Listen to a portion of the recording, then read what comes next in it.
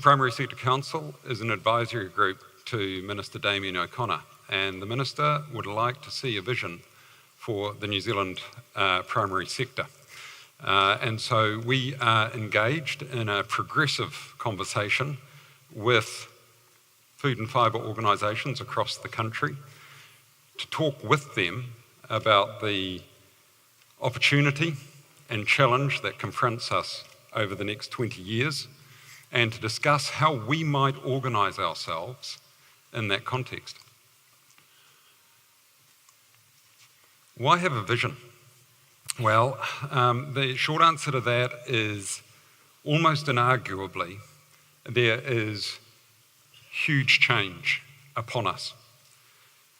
We will capture the opportunity inherent in that change and overcome the challenges to the extent that we can work together, pulling in a common direction, generating really high quality policy, finding pathways to mitigate losses, and pulling in a common direction.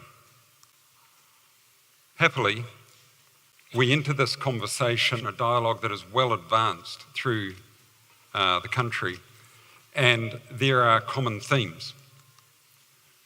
Particularly, organisations across the sector are focused on growing value and prosperity. They're focused on environmental sustainability, and often there are a small set of capabilities that they focus on as being the basis of competitive advantage. The primary sector is hugely important to New Zealand's economy. It's 20% of GDP, it's 1 in 10 jobs, it's 14 million productive hectares, it's 75% of merchandise exports, and it needs to continue to grow because there's nothing in the economy, there is no other sector that is going to replace its role in the economy. In fact, when we look at Treasury forecasts, they suggest that the sector should continue to grow at about 2% a year if we are to hold our place in the economy. On the face of it, not too big a challenge since we've been growing at about 4% a year over the last 10 years, but sitting just beneath that headline is the idea that most of that growth has come from the expansion and intensification of dairy, and that may be more challenging as we go into the future. The environmental context looms large. You're all aware of the Paris Accord, you're aware that we're aiming for 1.5 degrees, you're aware that countries around the world are not hitting their targets. That means we will in all likelihood go through 2 degrees on our way to 3 degrees.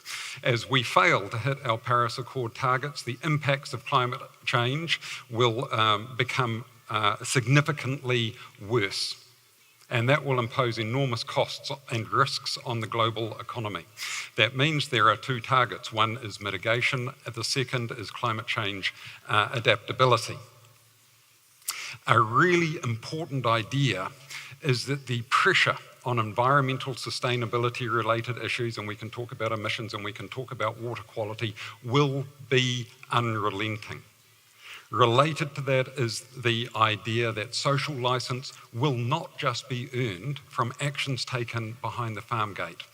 We can talk about effluent systems and riparian planting and fencing waterways, but unless New Zealanders are satisfied that this country is appropriately positioned from an environmental perspective, and that our farming sector are cornerstone stakeholders in that effort, we will not earn a sustainable licence to operate. There is a Māori concept called Taiao: healthy land, healthy water, healthy air. It speaks of the human relationship with nature and being part of nature. And that idea of Taiao is fundamental, in our view, to our positioning as a country going into the future. Of course, it's not just emissions, it's also water quality, it's also biodiversity, it's land and soil quality, it's the health of our oceans. A challenge for our farmers. On the one hand, there is enormous anxiety globally around the environment, around sustainability, around climate change, around the impacts of the climate change for our children, about where we're positioned today, and there's a growing sense of urgency around all of that, and much of the population has a real palpable sense of fear and urgency. But there's a second subject that's about fear and urgency, and that's when you're a farmer working on your land. Maybe you've been on that land for generations. Maybe you're a young farmer and you've got significant debts. And suddenly you're being blamed for 50% of New Zealand's emissions. And people are saying to you, you're going to need to change your farming systems, and we're going to need to plant 1 million hectares or 2 million hectares of trees. And what are you going to do about methane? And you're looking at your future and you're wondering how you're going to farm through this and what exactly it is that people want you to do. And why am I being blamed? I haven't done anything differently. This is not my fault. And by the way, what are the urban dwellers doing? What are they doing in transport? What are we doing in terms of building renewable energy? And that's a source of fear as well. And that means that this dialogue is not just a rational dialogue, it's an emotional dialogue. And it's an emotional dialogue from both perspectives. Somehow as a country, we've got to find a way forward with really good pace. A way forward that enables our farmers to find a future. A way forward that delivers a genuinely sustainable future for us as New Zealanders. And so that is what the dialogue that we are having with the sector is about. So a vision's role, of course, it's got to be future focused, it's got to be aspirational, it's got to represent a future that is environmentally, socially and economically rich for our mokopuna. Otherwise, what's the point? We produce the world's most distinctive, trusted food and fibre that speaks of our land, water and people. Taiao drives our prosperity, innovation and leadership. We are proud kaitiaki. We are good ancestors. We honour the place we call home. But a vision isn't enough. We need a winning strategy.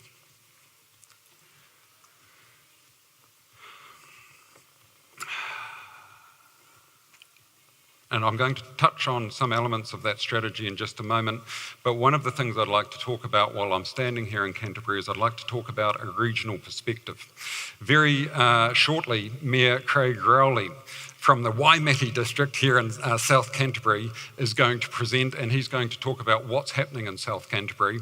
And that presentation is absolutely pertinent to the effort ahead of us, because actually we live in a series of communities and it's about people pulling together with a common vision. It's about there being a plan. And so just a plug for Craig, what he's doing, what the Canterbury region is doing is hugely important to what is a national effort. That's Taiao.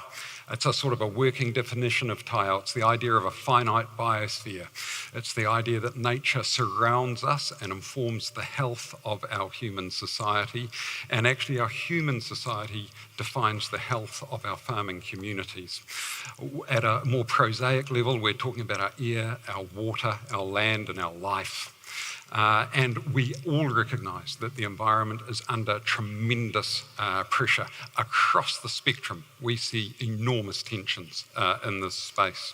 When we say, well, yeah, so I'm talking to farmers and they say, Lain, that's all very nice.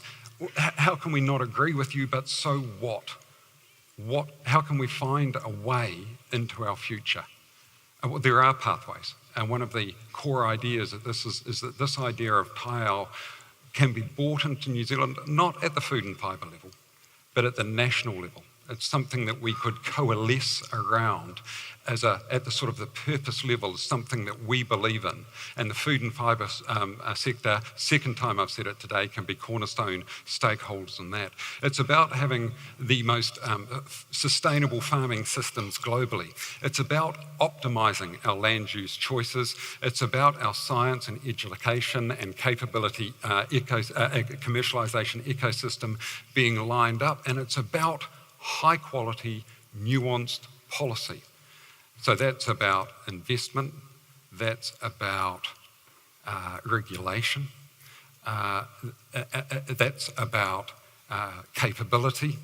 It's about ensuring that that policy is optimised. Same thing in the high value space.